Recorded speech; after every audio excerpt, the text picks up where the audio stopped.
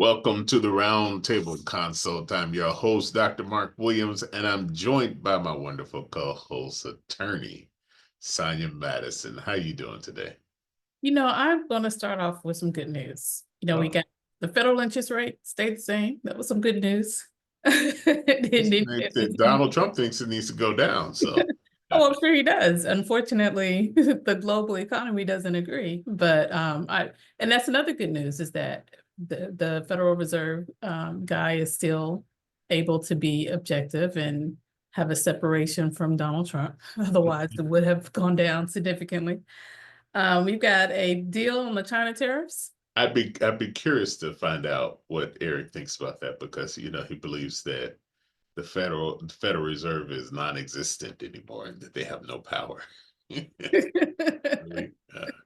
I said, well, it looks like he still has some power right now. So, and Donald Trump definitely, much to his chagrin, he still has some power.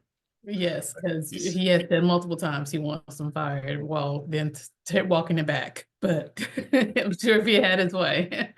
And then we had a deal, at least a temporary deal on the China tariffs. So it's down to 20%. Um, down to I what mean, you said? I think it's the 20% versus it was like 145 at one Oh, point. really? I thought last I heard he said it can go down as low as 80%. And so now it's down to 20. Hey, he says a lot of things, and then apparently China says, I don't know what he's talking about. And then we've got a separate deal that comes along.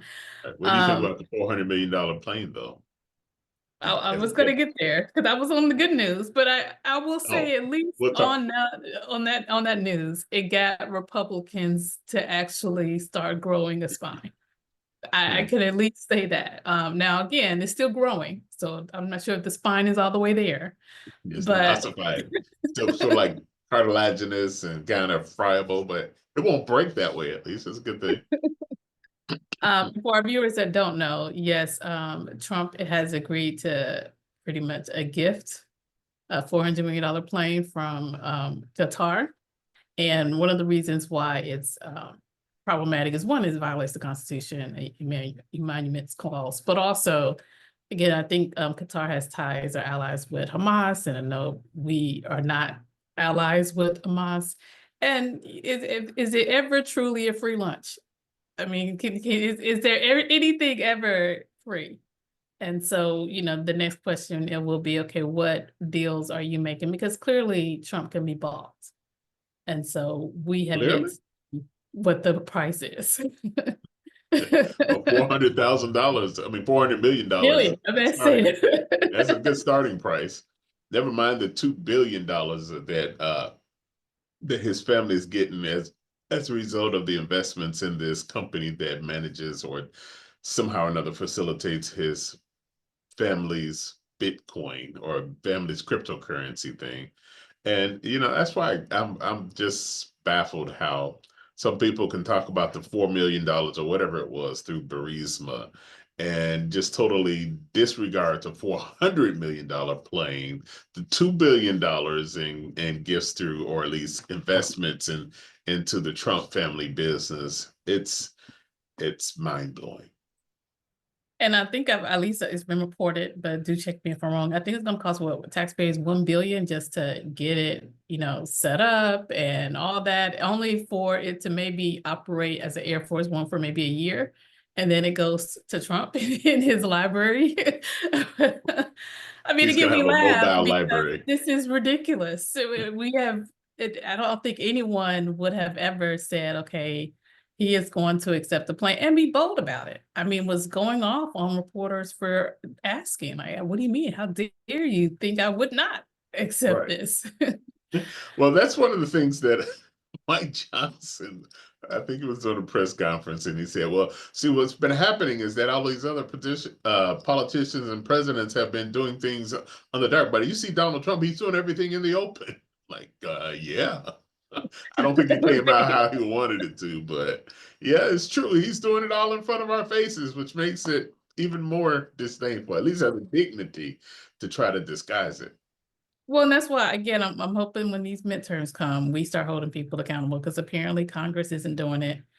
We've got some judges trying to do it here and there, but ultimately we really do need to change some of the face of Congress. So So what we'll do you think about that? Now, the Supreme Court has heard some of the case about the birthright citizenship, and one of the key things about that is whether a federal judge should be able to issue a nationwide injunction.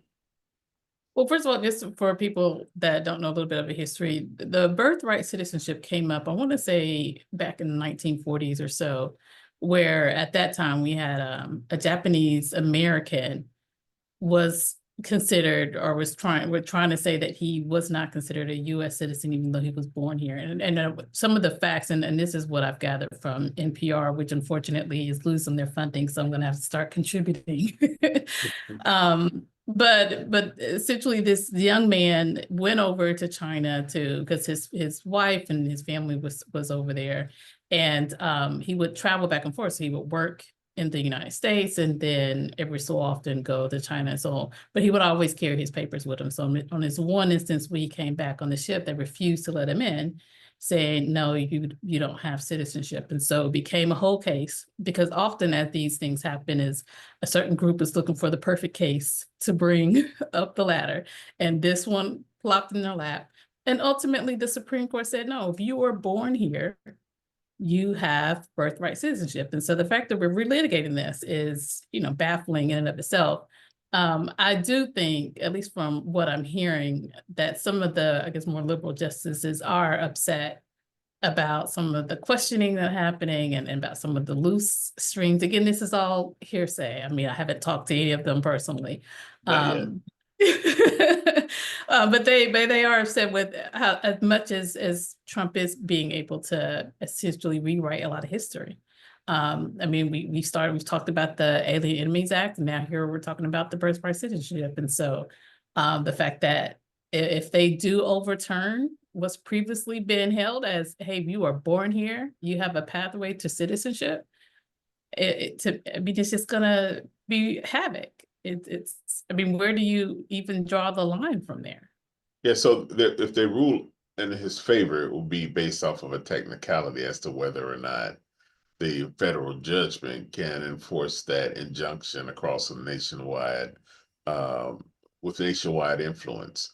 I think it was Brett Kavanaugh complimented one of the liberal justices. Who was it? Oh gosh, I can't remember who actually made the comment, but she said, "How then do you, if a federal judge can't enforce or at least write for an injunction to have national influence, then you have some people in this country in one state having this was she said it much more artfully than I did, but Of course.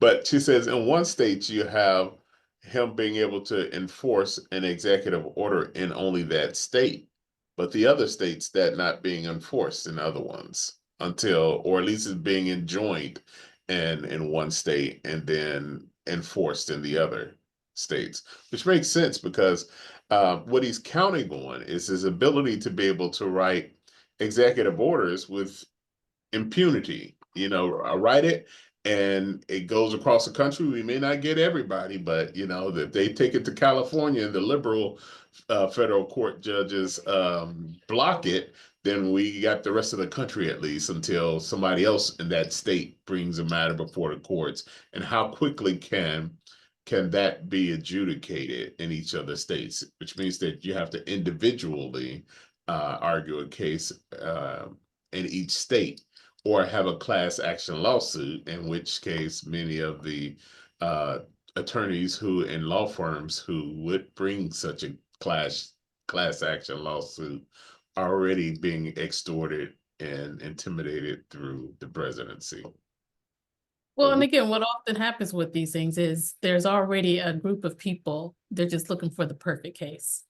And so, it's not as if we wait until, okay, we found a perfect case, now we got to wait until there's enough people to come along. No, more likely than not, there's already enough people. We're just looking for the perfect case where you can't subsequently say, well, because of this small issue, I'm then going to avoid really adjudicating the whole bigger issue. And then it brings up an interesting point, and I don't want to talk too much about the law, but there was also something similar to this back in California. And this is again years ago, where they were trying to essentially say, hey, only citizens of California can live in California, and was trying to block off people who were citizens of other states from coming in to actually come in to California. And obviously their main thing, at least according to the reports, was they were trying to again avoid foreigners, and by foreigners I mean like Mexicans, because this was like LA, and LA was bordering Mexico at the time, and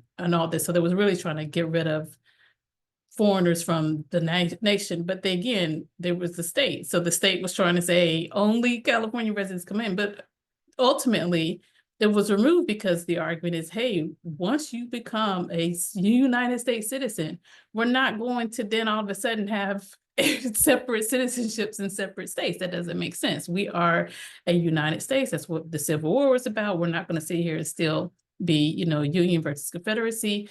And so again, that's why I'm just like, this is history continuously repeating itself. We're just trying to change the facts here and there, but you're still trying to get through this end goal of, hey, I want to separate people based on some protected class like race or nationality. And, it's like, at what point do we start calling the spade a spade?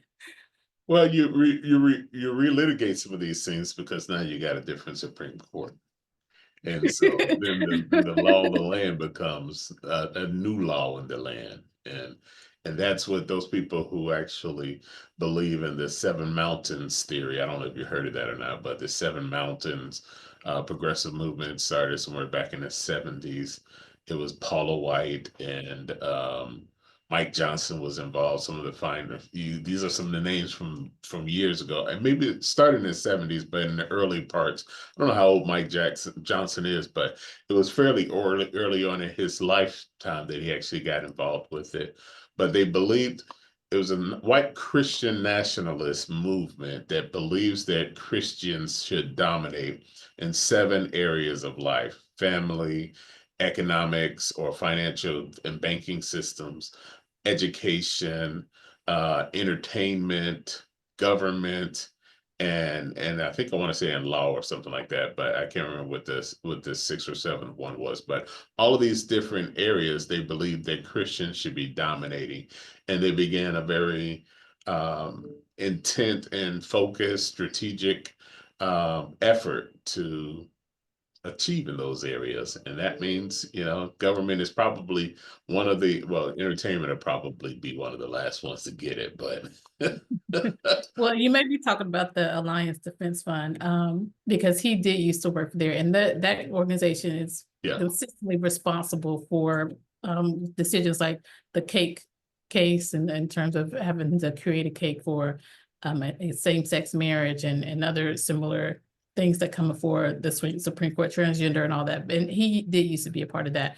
But you're being nice because you can say Christian, but we know there is a face. And and they are stuck on what the face of Christianity looks like. Because again, I will not let us go by without reminding people, listen, the education system was founded, Department of Education was primarily founded because you had white people that did not want to integrate the schools. And so, yeah, they started building Christian schools and wanted to have public funding. But again, even those Christian schools were about separation of the races. And so, it's so childish. they are. Before we get started, I do want to ask you though, because we know we got to talk about some health stuff. You got Robert F.K. Jr. swimming in sewage. What are your thoughts on this? And he was before some congressional hearings saying, when they were asking him, hey, so would you have your children vaccinated if you can go back for the measles? And after he stuttered and went back, he then said, well, I don't want people to take my advice. Take medical advice from me, Like, Hello. excuse me, what are you here for if not to disseminate recommendations? But what are your thoughts of him swimming in sewage and then saying the Department of Health is not in the business of advising people? I think he was saying that he's not in the business of personally advising people. But he does say that he believes that the data should inform those type of decisions. Question is which data, what kind of data, and he wants the kind of data that only supports what he believes. And so it's the answer that you give when you don't want to tell the truth. And the truth is that you really do want people doing and saying and following your advice. And you want to disguise it as being something shown by the data. And the data just doesn't support what his allegations are. It's Well, and not. subsequently killing people in the process, I'd imagine, because I'd imagine as a health professional, and then correct me if I'm wrong, because I see this also in law. You come asking for help, and usually by the time you're coming to your doctor, I'd imagine it's at a point where you realize, hey, I don't know what's going on, and so I need advice or I need help. And so then have that person subsequently say, well, I hear what you're saying, but let me show you my Google MD research, or let me show you what the Department of Health and Human Services under this RFK Jr. is saying, to essentially challenging your years of study. Is that not to some degree counterproductive, offensive? I mean, how do you, take that in? I usually don't get too bothered by people challenging my recommendation. And but when they're saying something patently false, and I'm like, that is just Which wrong. is something you would say he's doing. Like Right. if someone came to you and said, hey, is it okay for us to go swim in sewage because RFK Jr. did it with his grandkids? Is that not patently false? Or are you just like, well, I mean, I hear the benefits of it, so sure. What do you say to that? Well, my answer is this in many cases, because I actually run into that a lot with voice science and educating singers about their voice, because it's a relatively new field. And so people who I run into, particularly there was a doctor here in Nashville that for years had been treating a lot of the gospel music singers in the area, and he had been doing seminars for gospel music workshops and things of that nature. And he said all hoarseness can be gotten rid of by holding your arms out, turning your head to the side, and saying, and And I for those that sat are listening on the audio, he's just puffing out dead air, I guess. just puffing out air. Exhaling. And it was just saying, whispering he, whispering it. And I'm sitting in the audience and I'm watching some of my peers and some of my friends who are intently taking notes. And I had an opportunity at that time because he finished his session early. He involved me in a couple of activities because he was not a singer. And he just involved me to lead the songs in a couple of instances, not knowing who I was, other than the fact that I had a name tag that said Mark. And then afterwards, I came up, since we had time left, the organizer said, "It's never happens. We have extra time." I said, "Well, do you mind if I introduce myself? I'm new to the area." And I told him, I said, "My issue is that I'm an MD and a PhD, and my PhD is in pharmacology and cell biophysics. Physics. How does that inform my advice?" Well, based on that, my advice is informed by the scientific data. And does science know every answer today? Absolutely not. It could be that everything that man said, he might have been decades ahead of everybody else. And later we find out, hey, he was right. But until we find out, my recommendations have to be validated and supported by rigorous scientific exploration and with reproducible results. And so I get patients who will come in and say, "Well, what about this? What about this? I read that." Well, show me the randomized, double-blinded, placebo-controlled studies that show that it's effective. And then I might actually agree with you. But beyond that, when you go to medical school and you complete your otolaryngology residency and, you have experience 20 years seeing and treating the things that I have done, then you can tell me I'm wrong. But until then, my suggestion is to come off of Google. So speaking of a child, speaking as a child,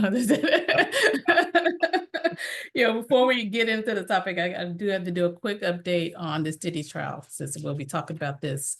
I think they're trying to have Speaking this of wrapped children, up. So no, right, of more children. That I think they wanted to have this wrapped up in 6 to 8 weeks. We'll see how that goes, but they definitely did make sure to have Cassie wrapped up today. So far, for those that So don't did he know, finish? I'm sorry, did the defense finish their cross-examination by lunchtime, like the judge instructed them to do? I'm not sure if it was by lunch. I'm Oh, not sure if it was by lunch, but I I do thought that know was that. pretty bold to say, hey, this man's life lies in the balance, and you need to hurry up and wrap up your defense for him, your cross-examination by lunchtime. And he has a right to a speedy trial, so he is to be making Let's be this law. making sure he gets that constitutional right. So, we did have a security guard from the LA hotel testify that Diddy did bribe him after the whole beating that occurred back in March. I want to say 2016 or 20, it was, yeah, 2016. So I mean, again, it's an attempt to show, hey, he does this often, bribing people as part of this little enterprise of sex trafficking. But then we had Cassie take the stand. And while the prosecution, I'm sure, laid out a really sympathetic case, I mean, you have an 8.5 months pregnant young woman who started dating him at 19, obviously got a settlement that we found out was for about $20 million. And she said that, after I think around 6 or 7 months of dating, that's when he started suggesting some of his fantasies. And she, being in love with him, decided to started to emulate some of these fantasies, but it began increasingly difficult as they outlined 11 years of beating, sexual blackmail, rape. She said there were often times he would force her to have sex while menstruating, or while treating a UTI, urinary tract infection. That's UTI, right? Yeah. Mhm. Yeah. And so that was a way the prosecution trying to outline it. That's the coercion part.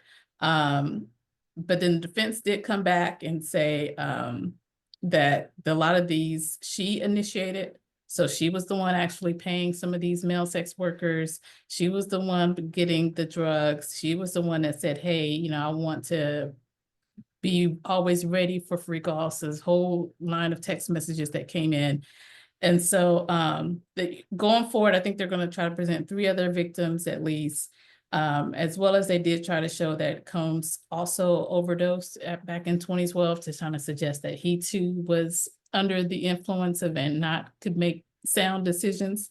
And they definitely are trying to distinguish between domestic violence, which they seem to concede, versus sex trafficking. And so I don't know if you want to talk about your initial thoughts on that, but I really do think ultimately what's going to boil down to is I think you have, I think 12 men and the remaining female jurors. And I just think a lot of people are either going to look at this and say, hey, she was 19, he was 35.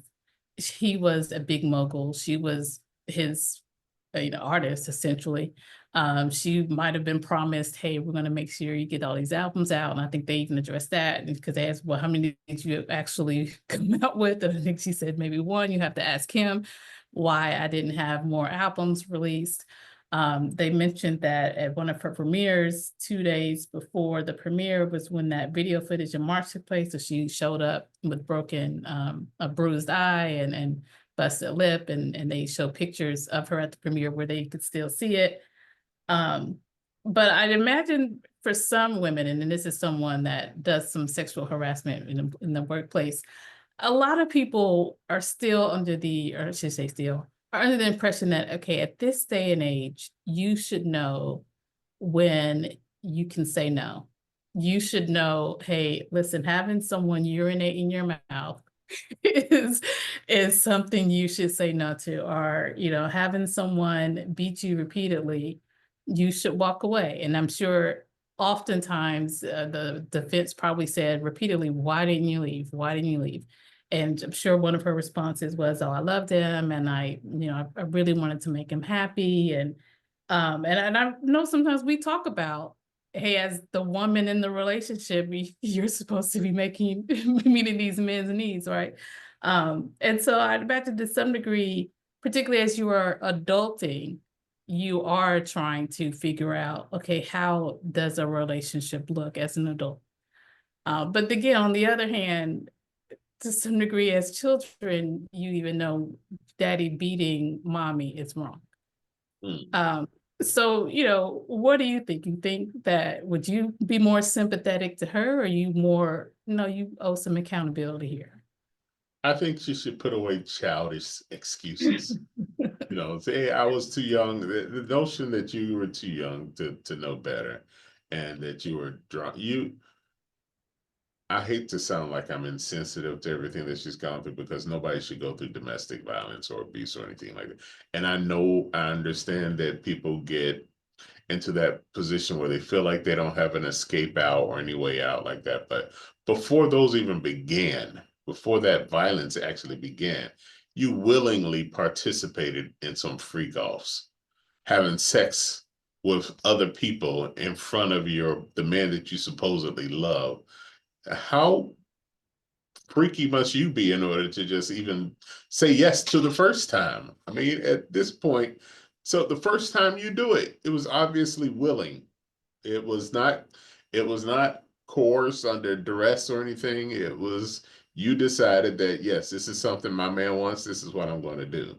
Um, and then later on, you come back and you say, and I don't know what they said on a redirect, but uh, but then there's some text messages that said, "I'm looking forward to the next one."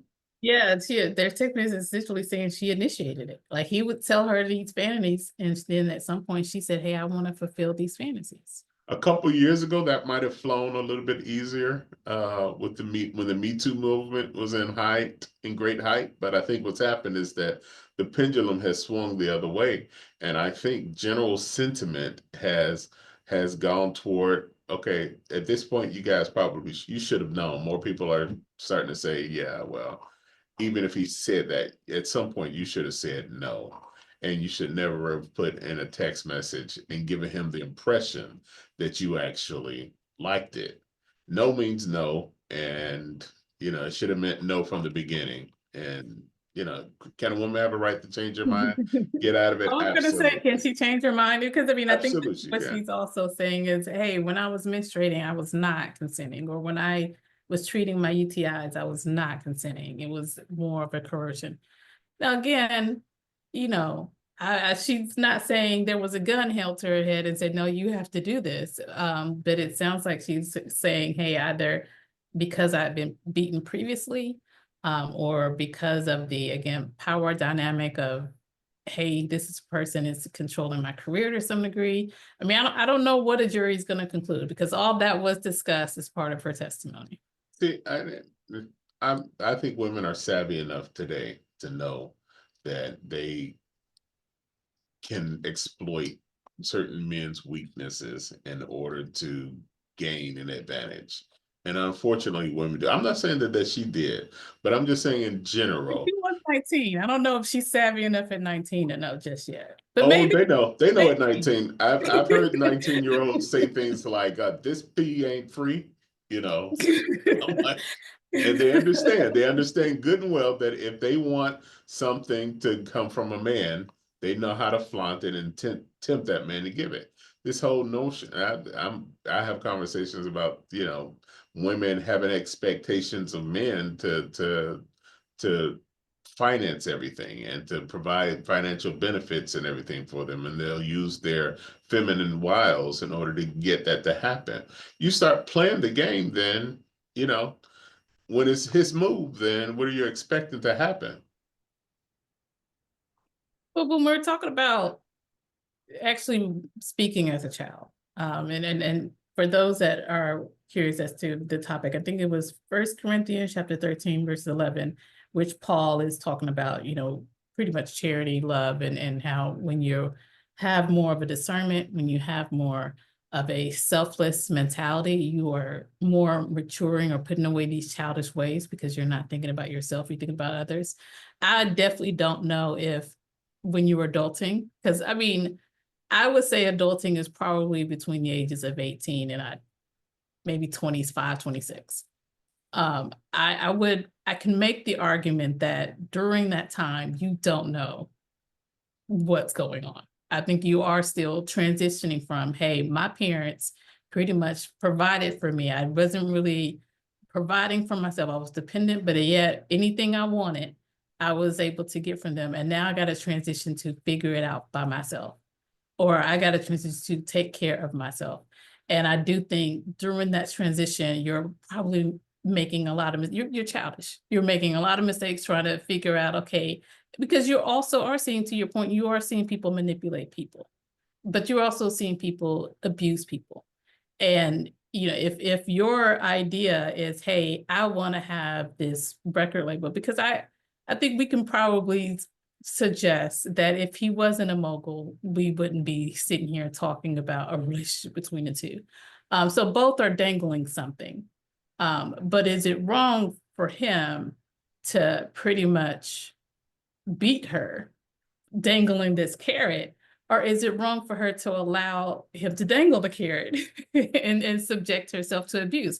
And I imagine a lot of people are probably still more on the, hey, he's 35, he should know better. She maybe not, as she's adulting per se. I mean, I know you're giving the look, but I'm giving a look. Here's why I'm giving a look. She was 19 when they started dating, but by the time they started to freak out, so it was 6 or 7 years into the relationship, right? well, no, I think it was like 6 or 7 months into the relationship. Months into the Yeah, yeah, relationship. they were, she detailed 11 years of beatings and blackmail because and rape. Now, because if he's also then using this video footage to say, hey, you either come out, I'm gonna leak this to your family. I mean, yeah, you can make the Different argument and case say, though. hey, I will go to go charge you for extortion, or you say, well, this is a powerful guy. I guess I need to succumb to what he's telling me to do. But that's a different case though, and unfortunately that's an extortion case, but not necessarily racketeering. And so my question then is how does all this even fit into racketeering? And I think what happens is that when you say putting away childish things mean to also not be so influenced by your emotions, to actually think maturely and to think more abstractly, to think more critically than a child would think. A child just sees something on the surface and say it must be this. But you have to require a lot more critical thinking and as we mature. And I just don't think that critically looking at some of these situations, again, I'm not commenting specifically on hers because I don't know all the data, but I do believe that there are some women who will exploit their femininity to gain access, exposure, benefit, promotion, whatever they would do. And then after they've gotten it for a period of time, have buyer's remorse and say, you know what, I can't believe I allowed myself to do that.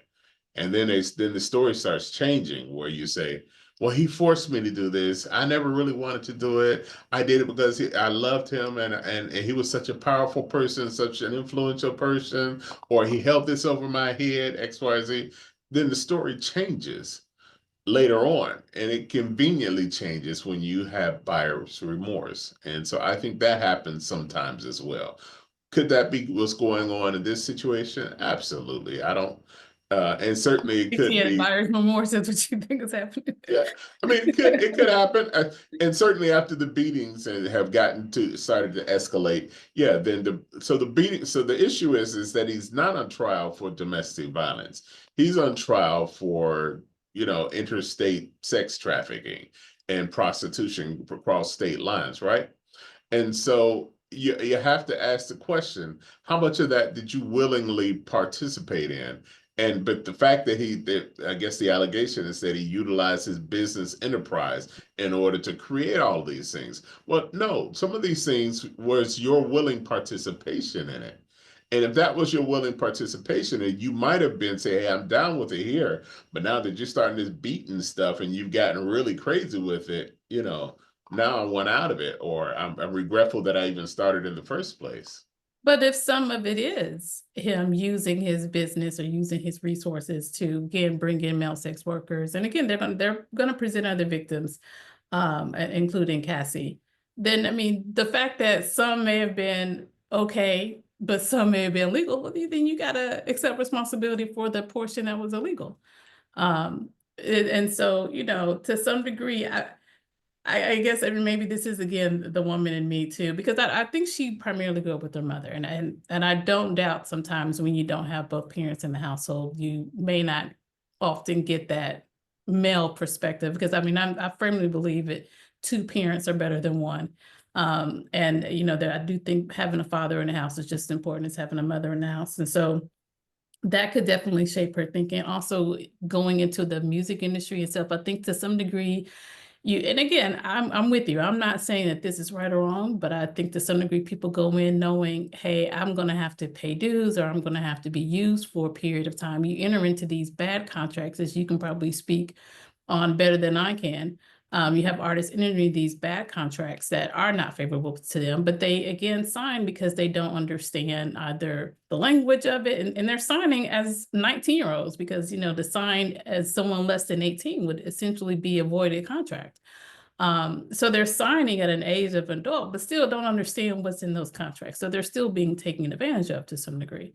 And so I'd imagine that can play into it too. Like, okay, this person is offering me something here. Now, I don't doubt that he said, now, in order for you to be signed with me, you got to do all these free calls. I'm sure it was, hey, you're talented. I like what I'm hearing. You know, why don't I mean, I don't doubt he enticed her to begin this relationship. I'm sure it wasn't, hey, I want you to know going in, you're going to have sex whether you want to or not with male workers and have people pee in your mouth. I don't doubt that there might have been a grooming process. And if so, should that be taken into account? You know, someone has groomed you to then essentially feel like, man, this is what it means to love someone. He's 35, I'm 19. He's amassed a lot of money. I'm still trying to get to some degree where he is. He can help me. I mean, if any of that, and again, that's again, you were asking about the racketeering part again. If you're using your business and you have staff who I think at some point they were saying she would get beat, run home, and some of his bodyguards would go back and get her and bring her back. And again, this whole freak off starts all over again. And when we're bringing in male sex workers, I don't doubt that they're building a case. Now, again, I think the main thing is going to be whether or not a jury is going to decide, nah, this is, you knew it. You actually initiated this all. So, you know, we can take her word to some degree, but I need to hear what the other three people are going to say before I come to a decision. But at the same time, I mean, I don't know what you teach your young girls or even young men, because I think, I do think it's important that whether or not she consented to this or not, you're still wrong for putting someone in this position too, as someone who is 35 and this person is 19, and someone who has influence. You have a lot more to lose. Yeah, I do think that there's a difference between consent to begin and consent to continue. And I don't know if in the law it makes a difference that if I consented to it at the beginning, then that means I'm consenting to everything that ensues thereafter. And I guess that's where the line comes in, is when does this thing continue beyond my level of consent, at least in my mind. And I think as mature thinking, this is one of the things I try to teach my children, is that you don't think about the immediate consequence. Think about the second and third order consequence. Well, if I did A, then B is going to happen. Well, if I do B, what can happen? C or D could happen. What happens if I go down D pathway? Then E or F can happen. But if I go down the C pathway, then G or H might happen. And I'm like, let's think about some of these things, because a lot of people don't think beyond just in that moment. And so, and if they do think beyond that moment, they might think about just a second order consequence. Congratulations. But I need you to think about the third or fourth order consequences down the road. Now, can we always predict what's going to happen? No, but you should at least give some thought to say, what are some of the consequences further down the road if I do this? And I think that helps us better prepare to make better decisions. Um, I think that actually has worked with my children, because they Time will generally, tell. they, Time will tell. I mean, I got a 31-year-old, 27-year-old, and 19-year-old, and they largely make pretty good decisions. And it's because I need you to ask the question, well, what's going to happen? I think what happens is when we're parenting a lot, we're so used to telling our children what to do. And if you're always telling your children what to do, then they're always going to think like a child. They're gonna, what should I do? I don't know. Let's think about this. What might happen if you were to do this? And then what do you think was going to happen after that?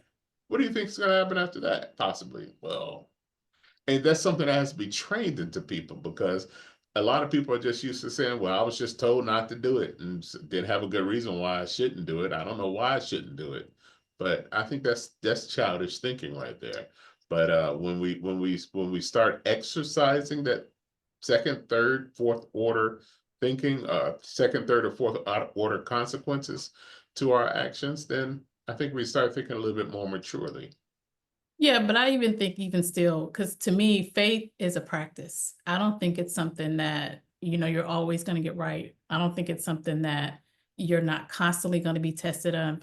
And I think part of being tested is so that you can get to a certain level of maturity. So there's a presumption in that you are going to, and I hate to use the word fail, but you're going to fall short. I mean, we see in the Bible all the time, all have sinned and fall short. And to some degree, because the story is more about redemption, there is an underlying understanding that, hey, you need something beyond yourself to have salvation or have redemption, because you will constantly and consistently fall short.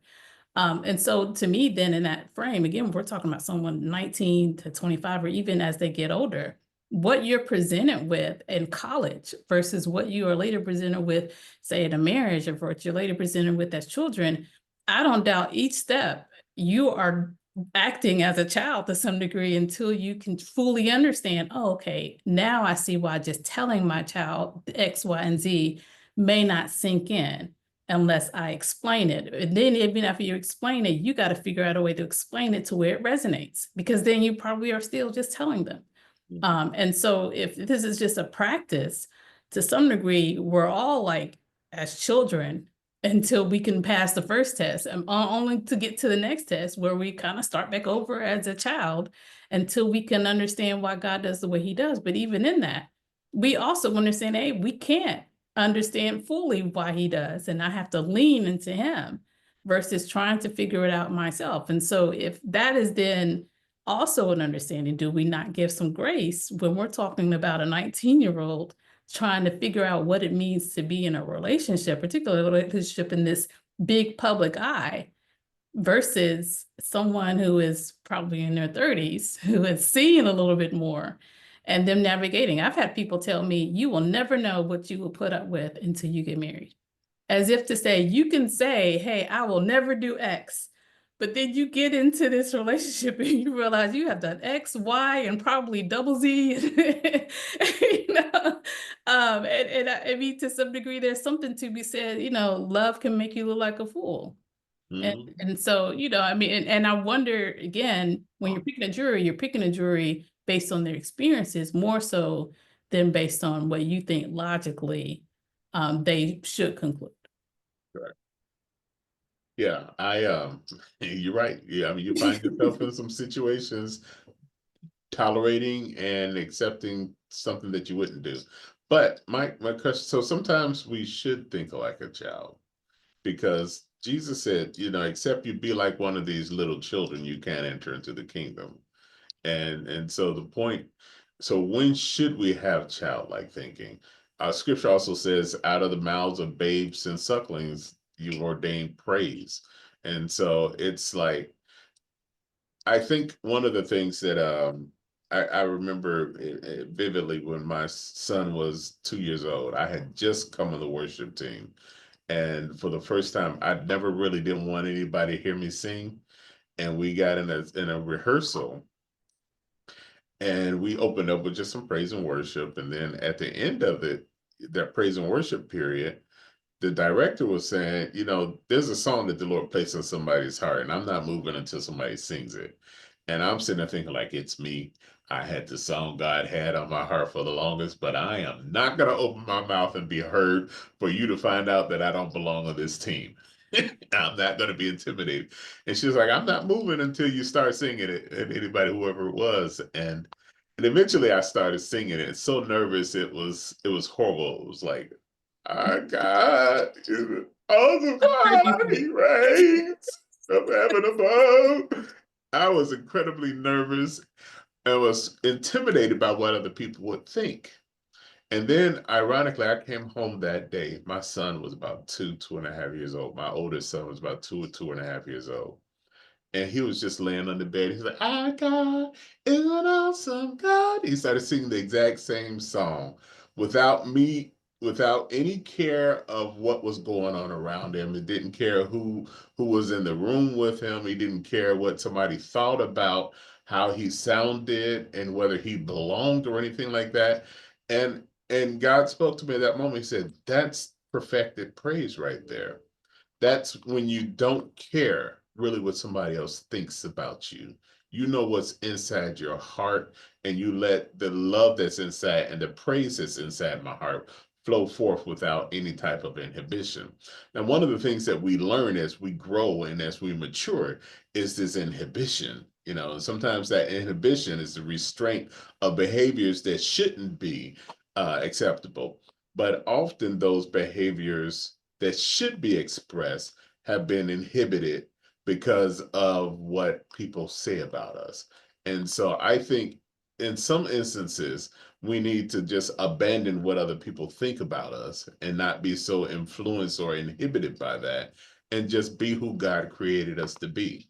Now, where's the balance in that? Because at some point, you do actually need to find out how people are responding to you. Because I've got a friend or two who just keeps going on and go. I said, "Can't you tell? Can't you tell that this person is totally disconnected from your conversation, anything you're saying, and they're gone, long gone, and you're still going and going." But at some point, you do have to have that balance between what should be inhibited and what should be inhibited by myself or constrained. I should say constrained, and what should be suppressed. Constraint is what I do. Suppression is what other people put on me. Well, first of all, we have Adam to thank for these inhibitions, because had he not eaten that fruit, we would not have realized we were naked and all of a sudden be in hiding, right? But too, I mean, Paul does speak about part of that being able to put away childish things is having that discernment, is having that selflessness, is having that love. But also to your point, we've got to define what those mean, because I'd imagine to some degree, she would make, and she being Cassie would make the argument, hey, I submitted myself to this person because I love this person. And we hear over and over how people use scriptures, use, whatever theology or philosophy to manipulate. And to some degree, again, if you're not setting it for yourself, then you can easily fall into that, particularly again, if someone's in power or whatnot. But there is a level of, hey, you have to understand what is obedient and what is as similar to God versus what is something more of a flesh. And, I mean, I know you've brought this up before, but the reality is, I mean, premarital sex is wrong, right? So we know to some degree, if he is asking you to do freak offs and you're looking at your Bible thinking, wait a minute, Sodom and Gomorrah got destroyed for this, then perhaps that level of discernment needs to kick in. But at the same time, again, as we're talking about putting yourself aside, we don't mean putting aside what is good for your body, as a temple. We don't mean letting someone take advantage of you. I know we did a whole thing on love, and we talked about not being boastful, being kind, and all the rest of it, and not being self-serving. But at the same time, you have to have this understanding that God does love you, and He is not asking you to go into situations where you are being physically, emotionally, mentally abused. Now, you may think to some degree, oh, he's breaking me down and this is abusive. But again, if you're looking at it from the other side and saying, man, I have built so much character. I mean, again, going back at David, yeah, he was a fugitive and felt broken down, but he became so prepared to walk into this kingdom and to lead people accordingly. And so you do have to be self-reflective. And again, Cassie, if you realize you're getting addicted to drugs, this may not be what God means when he says love. you know, But you how long does it take somebody to realize that they're getting addicted to drugs? I mean, she did. I think part of the testimony was he at some point said, you need to get treatment. And to some degree, she might have took that as, oh, he does care about me because now he's saying you're out of control. So you go get some treatment. But I think that's also why you have to have people around you, good counsel. It takes a village too, to some degree. I mean, yes, you do need to read it for yourself, but I do think you also need to be around it. Fellowship is important. You do need to around people who are like-minded that can help you recognize when something is not in alignment with what God's instruction. But shouldn't you have childlike faith? We always talk about childlike faith. And okay, we understand that we have childlike faith in God. But what about childlike faith in people? Is it harmful to then to be able to say, hey, I'm going to trust you until you prove to me that I shouldn't? Or should we start off with a healthier skepticism, like many of us cynical adults do, and say, you need to prove that you're worthy of my trust? I don't think you have to prove you're worthy of your trust, but at the same time, I don't think you should just believe someone just because they said it. I mean, the scripture does talk about recognizing false teachers. And so I do think there is a responsibility of you to still discern when someone is saying something that is not aligned with how you know God to be, or how you even know your upbringing to be in general. Um, but I don't subscribe to this notion that we have to prove our trust, or because we're all going to fall short. I will tell anyone, listen, if you're expecting for me to bring you happiness, or you're expecting for me to be perfect, let me stop you right there, because I will disappoint you. And I will fall short. And so I don't think it's fair to put that on someone else to say, hey, I am depending on you to always have my interests at heart. Wow. I just don't think that's fair. I mean, even and you're in marriage, and you could probably say, well, I mean, you have to have it there. But I think even that, when God is saying, hey, love your wife as Christ loves the church, I think he is saying you are going to have to forgive her multiple times, because she is going to fall short. And you're either going to say, hey, I'm loving you as Christ did, and he's continuing to stay by you, or you say, no, you did me wrong, which to me becomes that selfishness. And so now I'm either going to be here to discipline you, or I'm going to walk away. So then let's talk about how we handle anger. Children who handle You throw anger as well. tantrums. Yeah, they throw tantrums, and and it's that whole issue, and then they become spiteful. Not just throw tantrums, but also become spiteful. They may wind up just hating you, and I think it's innate within us, and so the only way that we don't express those types of behaviors is to intentionally, I think, grow out of those behaviors, because there's so many of us who, that's how we deal with this domestic violence piece. If you don't know how to handle your anger and manage your anger more effectively, you'll wind up abusing people. So And from your perspective, do you feel like, listen, Cassie, this was a learning experience for that you needed to go through. So don't come back now and try to say that he traumatized you, or he forced you to do something when you were just this childlike who lacked maturity? Or do you still say, yeah, I might have messed up here and there, but I still am holding you accountable for the hurt and abuse that you submitted on me? And to some degree, I mean, this is a federal case. And so it wasn't like she brought these criminal charges, but she did file a civil lawsuit. She did receive settlement. But from your perspective, are you like, listen, no, that was your fault because you didn't exercise some maturity, and yeah, you got taken advantage of, but you had opportunities to walk away and you elected not to. I do believe that she owns some responsibility in this, because um, part of her, there's no question in my mind that part of her thought, I'm going to go ahead and exploit this old wealthy man. Oh, the 35. Look at He's old at that. 35, because when you are 19, 35 is old. And, especially when you get 40, 42, 45, yes, you're probably finding out right now. You are old. So a 35-year-old man is old to a 19-year-old girl. He may not be so old to a 28-year-old woman or something like that, but 35 is old. But she knew what she was getting into. She knew exactly who Diddy was. And I mean, look at the man and look at her. I mean, you think she was physically attracted to him if you would have found him with this cross eyes? And Money can make you look good, but I don't think she knew exactly who he was. Now, I will give you, she knew that he probably wasn't some saint, But you really think she knew he was gonna give her 11 years of beatings and blackmail Of and course rape? not. Of course not. But what I do know is that she knew that he could give her a leg up. And that, well, that's a bad analogy. She can help her Two, career, yes. two legs up. Okay, we'll edit that part out.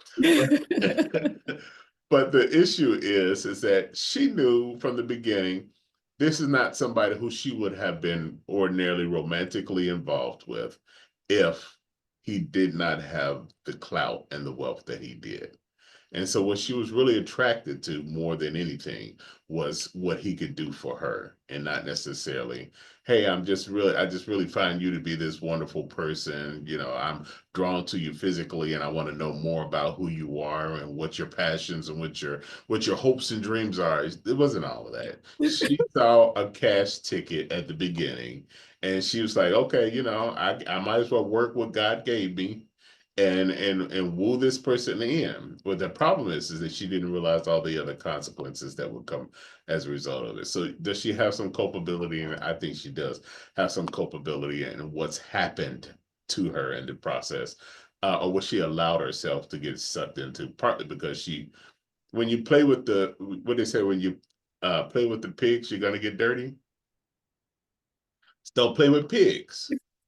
So you're like, hey, he didn't prove a trust to her, so she should not have, assumed that he wouldn't be trustworthy. Because again, I don't think there's anything wrong particularly as a woman, for value and security, for value and stability. I don't think there's anything wrong. And if you consider someone who has worked hard, who has put himself in a position to own a huge conglomerate, I mean, that's attractive. And I don't think there's anything wrong with finding that attractive. And just like he's the one that kind of reached out to her because I think she was dating someone else when they met, and he kind of, lured her away. But he obviously said, "Oh, she's beautiful," and so and I don't think there is anything wrong with the man having a physical attraction and then working off that. Now, I do agree that, hey, you don't then use that to try to manipulate into, again, taking advantage of that person by getting all their money or manipulating them into, buying and doing stuff for you. But now, if he's already your agent, he's already someone responsible for your music career, I wouldn't think that, oh, she's going into this relationship to make sure that she's getting this music out when she already had the contract. And so, I don't see anything wrong with being attracted to someone who has a lot of businesses and who is managing them well, versus like a Donald Trump who just inherited wealth. You do learn that you don't eat where you don't poop where you Yeah, eat. yeah, yeah. Yeah. But now Michelle and Barack, Well, I I mean, mean, it there's happens. always exceptions to the rule. There's always exceptions to the rule, but just know that when you play with fire, you get burned, and so it's potentially get burned unless you're a flamethrower and you're skillful at it. So you have to know when to get in and get out of it. And you know, at 19 years old, you probably don't know when to get in and when to get out, so you shouldn't be getting into it in the first place. It's my belief on that, at least. I do think I had a conversation with somebody and I forget what the question was but it had something to do with how do you provide value to someone? And women, they asked, there was a group of men and women, they were asking the question, and the women gave all of these, you know, beautiful and ethereal answers, whatever. And the men all say, oh man, I come in, I throw that money down and I take care of my wife and you know, I take care of my girl, anything she wants, she get like this and blah, blah, blah. And so it really frustrated her because um, every man that was in that group saw their greatest value to a woman being providing monetary things. And I think society has conditioned a man to believe that that's probably his greatest value to a woman is a monetary benefit. And that's kind of, I think that's childish thinking, first of all, because I would never think of myself the best thing that I can offer to you is money. First of all, that's going to be the last thing that I offer to you. Well, the last thing. The last thing, you know, as thank God I You would gotta marry my prove wife. yourself to get the money. Thank God, thank God I married my wife before I became a doctor because They call me Reach at the office because my belief is this: if I ever go out on a date with another woman, she needs to reach for her purse before I offer to do it. And if she doesn't reach, Yes, thank goodness. I think it shows me what kind of person you are. I think it shows me what kind of person you are. And this is one of the things I want to teach my daughter is that, I don't care who you are out with, especially if you like the guy, at least reach and act like you're going to pay for your own. They're not that you expect him to pay for it. Because when you set that expectation, men find that to be, hey, this is how I provide value to the woman. And the more money that I have, the more value I provide to that person, and the less I have to provide for them in other areas. Because I'm throwing all this money out for you, I can do whatever I want to do. If I'm giving you $1,000 a month, I have a certain expectation for you. It's a different expectation for you if I'm giving you $10,000 a month. And I think men have been conditioned and trained by women to think that way, which is unfortunate. I think it's childish, but we need to start thinking a little bit more value, that we bring more value to relationships than the money. Well, we'll have to pick up there because, of course, those are Mark's words. Sonia does not promote that you go reach for your purse on the first date. I mean, I do think, though, if you are in a relationship over time, you're going to show each other value beyond even superficial stuff. Because I would also say a lot of men feel like, hey, if this person is not having sex, then they either don't love me or they don't see value in me. And I would think that's wrong too. I mean, you don't go put yourself out for that just so this man can see that, hey, you like him either. But perhaps we just need to have more conversations as to what should be expectations when you're just dating. We need to have more mature Versus conversations about it. And that's what you get here on the Roundtable Consult. Yes, because we are growing in our faith and we are acting like children until we have to put in some discernment. But always, guys, thank you guys so much for tuning in. You can catch us every Saturday, 11 a.m. Eastern Time, 10 a.m. Central Standard Time, right here on Facebook Live. You can also catch a repeat of this episode on K-Day Live, as well as Star Radio, and you can watch this episode on YouTube, as well as on Facebook if you want to see it again. So, oh, and don't forget to check us out on your favorite podcast platform. So until next Saturday, thank you guys so much. Make sure you're commenting and liking, and we will see you next weekend.